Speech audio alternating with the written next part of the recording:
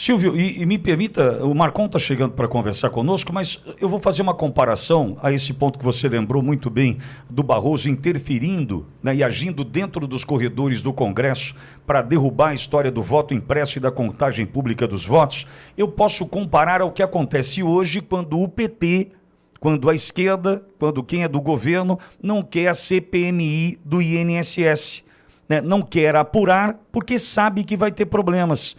Quando o Barroso vai para os corredores do Congresso, muito provavelmente depois dessas conversas, né, com os amigos americanos que pediram e orientaram Bolsonaro para não questionar o resultado de 2022, ele foi cumprir uma missão.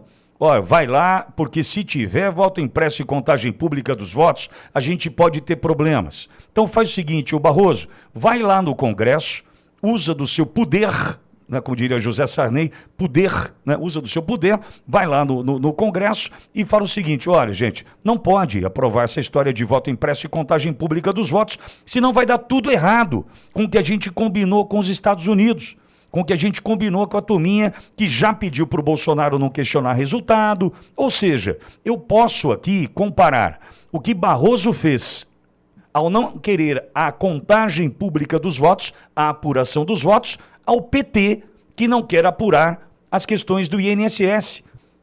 Quem tem que defender a transparência opta por não defendê-la, me perdoe, automaticamente eu posso concluir que tem coisa errada. Eles me abrem essa possibilidade de pensar assim, Silvio.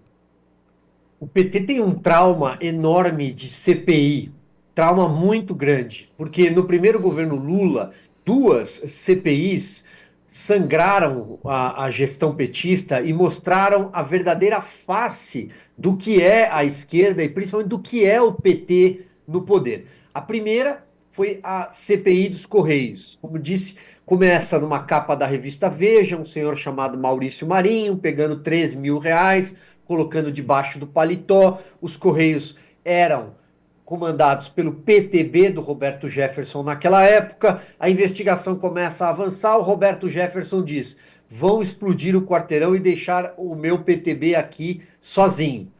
Vão jogar o PTB aos leões, como ele fez com o PDT agora, neste governo, no caso da Previdência, Pitoli. E aí ele dá uma declaração, no 6 de junho de 2005, uma segunda-feira, era uma segunda-feira, capa da Folha de São Paulo, ele diz: governo Lula pagava mensalão. A partir dali você tem a CPI dos Correios, que descobre a mesada, que descobre o mensalão. E do mensalão, o novelo não tem fim. Por exemplo, tinha uma subrelatoria que era dos fundos de pensão e descobrem que roubavam a Previ, Funcef, Postales dos Correios, Petros e por aí vai. O mensalão termina na ação penal 470, vai demorar muito para ser julgada. Não é como acontece hoje em dia no STF. Ela só será analisada no plenário do STF em 2012, muito tempo depois. A outra CPI que eu me refiro começa como CPI dos bingos. Era uma CPI que tinha na sua raiz embrionária o Valdomiro Diniz, que era um sujeito que era subchefe de assuntos parlamentares da Casa Civil, trabalhava com José Dirceu e tinha um problema com máquinas de caça-níquel, com bingos. Era uma época em que no Brasil havia uma febre do jogo do bingo. E ele tinha atuado na Lotérgia, no Rio de Janeiro, acaba sendo investigado por essa CPI. Essa CPI seria batizada pelo próprio Lula, na época, de CPI do fim do mundo, porque investigou de tudo. Inclusive, terminou derrubando o Antônio Palocci da Casa Civil, da Ministério da Fazenda, por conta do caseiro, da denúncia do Francenildo. Entre outras tantas coisas, até o caso Celso Daniel, essa CPI investigou. Então, eles têm verdadeiro pavor, porque eles entendem que a CPI é uma caixa de Pandora.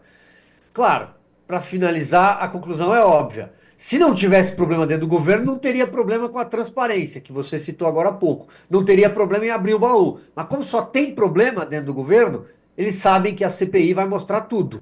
E nós estamos aí praticamente, estamos cruzando a linha de maio, metade do ano logo agora. Então nós temos um ano até o início da campanha eleitoral, né, que é quando os candidatos já estarão na rua. Para um governo que definha a cada dia uma CPI a pá de cal.